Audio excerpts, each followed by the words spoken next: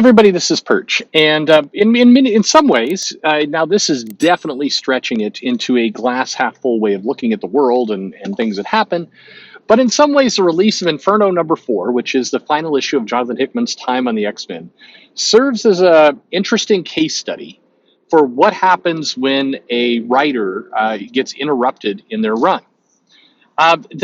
The comic, I mean, in terms of an actual review, and I'm sure I'll do an actual review of this comic, may even come out before this video. I have no idea. But it's fine. As a story, it's fine. In fact, for many people who enjoyed House of X Powers of 10, it has some reveals, it has some moments, particularly around Doug Ramsey and kind of him getting the upper hand. Doug is a character that is a fan favorite, I think, of a lot of longtime X-Men fans. There was a lot of, I think, New Mutants fans who were pretty torn up when Doug died. Particularly, they'd got a kind of a romance going with Doug and Rain, but not really, just sort of. And Doug had been a character that was kind of this always outsider. I think in many cases, Doug served as a kind of a scion for readers who didn't have powers. Doug's powers were not flashy like the other mutants. They were often coddling him and other things. He had to kind of prove himself, had the friendship with Warlock. When the character died during Fall of the Mutants, it was actually a pretty powerful, pull to punch. So to see Doug get kind of the upper hand and some things go on, it's good. Unfortunately, the other reveals in the comic, mainly that the robots hate the humans as much as the mutants. I mean, not a surprise. I think everybody could have seen that coming. It didn't come as a big reveal, like I think that probably Hickman intended it to. Kind of a double betrayal. But if you were reading House of X Powers of 10 closely, you knew that was coming. And then the stuff with Destiny and Mystique, unfortunately, I think that in Hickman's mind for this comic, they wanted to have Destiny Mystique be kind of these big villains, these schemers, the people who are kind of one step ahead. Unfortunately, Destiny and Mystique come off more or less like, I don't know, not chumps exactly, just, they're bit villains. They are hard solidified as kind of flunky villains in this thing. They aren't terribly menacing, even with Destiny's powers. They were manipulated by Emma Frost, and they are they elevated coming out of this? Not really. So, but in general, I think what you see glimpses of here is that Hickman did have a kind of a longer term plan for where this story was going to go. He was setting something up, and then he was going to put the pieces back in the bottle.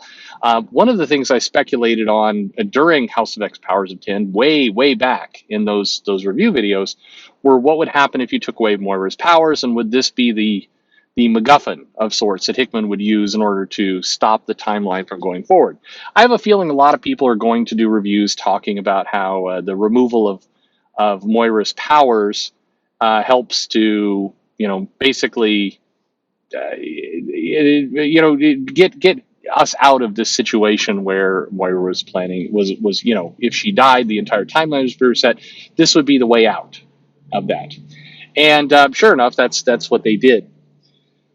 But you can't help looking at this and feeling like there was a plan. There was an overarching kind of story that Hickman wanted to tell about kind of evolution and the humans, mutants, machines kind of dynamic, and there was something there.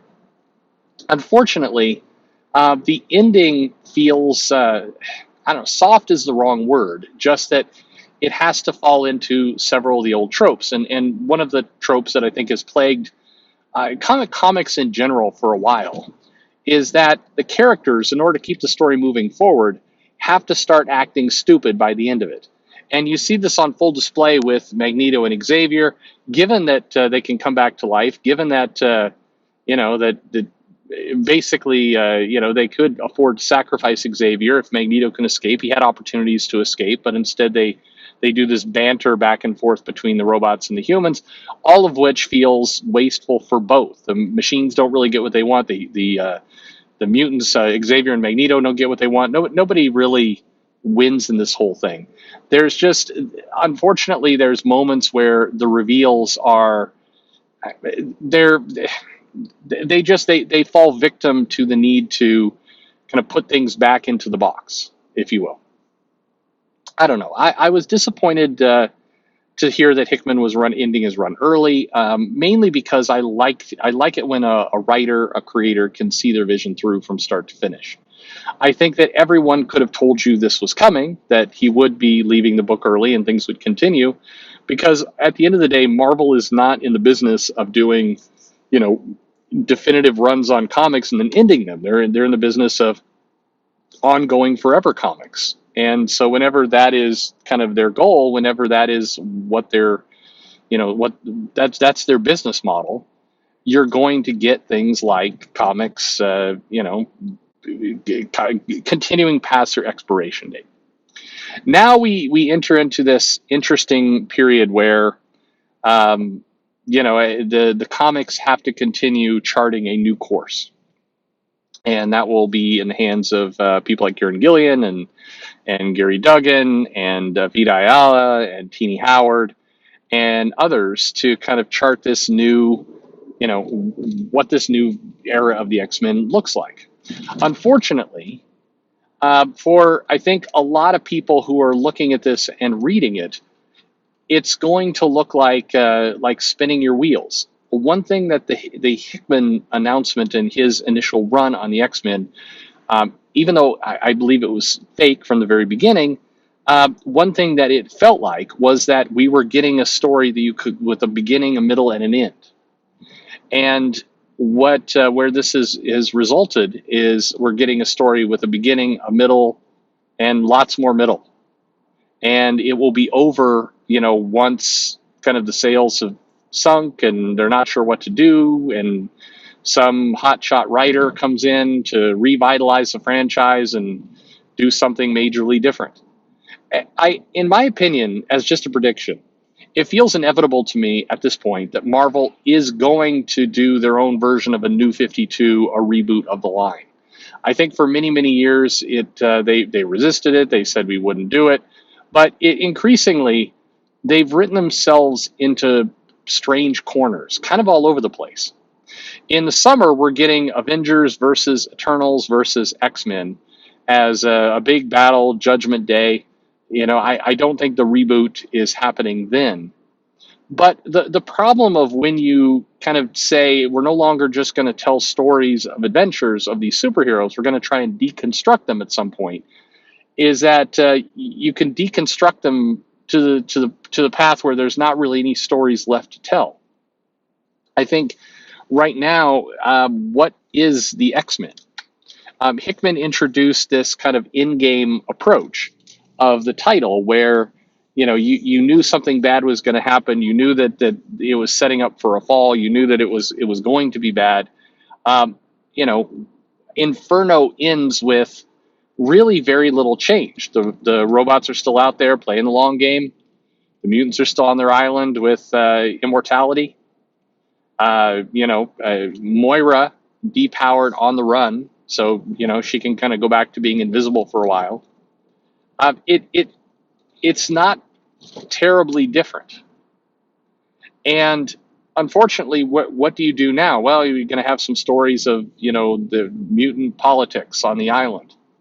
We've been promised that with the Quiet Council title. Was Destiny of X? Is that what it is? The one that Kieran Gillen is working on? And it's promising inner intrigue. But do we care about the results of that intrigue? I mean, what happens? Where does it go? Do we care? It's hard to imagine. The mutants have terraformed Mars. Now what? What's the threat? That's the problem. Is that the title is going to continue to spin its wheels. And so, in this sense, if you love this era of the X-Men, if you're collecting the titles, reading them, everything else, I think that there becomes an inevitability for you as well, where eventually you get tired of this story. What the departure of Hickman ultimately means is that it's going to continue this way indefinitely. And if you were baited into this by the prospect of you were going to get a big conclusion and it was going to go somewhere, and then you get the payoff and you'd be able to move on to another comic or at least move on to a new story, that's not what you're going to get. You're going to get now continuing. What are the stakes? People have said this about the X-Men ever since they introduced the immortality business, is it removed the stakes of the characters. And I would argue, yeah, except not really, because there were stakes in the sense of, well, what happens if they come to rely on this ability to come back to life too much and then it gets yanked away? What's left? What happens if the coming back to life gets corrupted in some way and they battle each other? There's lots of different elements where this could have some it's not the complete removal of stakes. Unfortunately, Hickman leaving the line and the announcement of, we're going to continue forward and there'll be another X Vote and there'll be presumably another Hellfire Gala and there will be more titles launched and, hey, Dazzler's going to get some spotlight time and maybe we'll do something with Morrow and, unfortunately, that's the removal of stakes. The removal of this is building to something. It may build to events. It's going to build to this Avengers, Eternals, X-Men conflict. I'm sure it will build to, more crossovers where the robots get their act together and they do some damage and then the mutants have to fight back. I'm sure it will build to, hey, what's Apocalypse been up to while he's been off on his own? I mean, there's little things they can do, but at the end of the day, the X-Men is now in a prolonged state. It's going to just continue. Now, by the way, you may point out, hey, isn't that what happened? I mean, you talk about the 70s and the 80s. The title is just continuing then, too. That's true. But it did feel like the title was headed somewhere. It's hard to tell where the X universe is headed now. For better or worse, Hickman, his presence felt like it was headed somewhere. Now it feels like it's headed to just kind of, keep selling comics. I can't blame Marvel for this, by the way. I mean, it's got some sales. It's, you get something into a sustainable kind of path where you're clocking money month after month. That's good for them. It's good for retailers too, to be able to count on just this low kind of trickle of returning revenue. That's great. But for readers, it concluding Inferno #4 feels like something in some way was lost. What was lost is a feeling of getting an ending. That's not it's not going to happen now, and maybe it never was going to. Anyway, interesting. What do you think? I suspect there's some X-Men fans who are just gonna be like, oh, "F you," but I don't. Nothing against you. Just it's kind of curious to look at this time of the last 3 years, and it's got 3 years. No, not 3 years. 2 years. What has it been? 2 years. Yeah, 2 years, and not feel a little bit of like we lost something. Yeah, or maybe not. Let me know in the comments below. Of course, like and subscribe, and thanks for listening.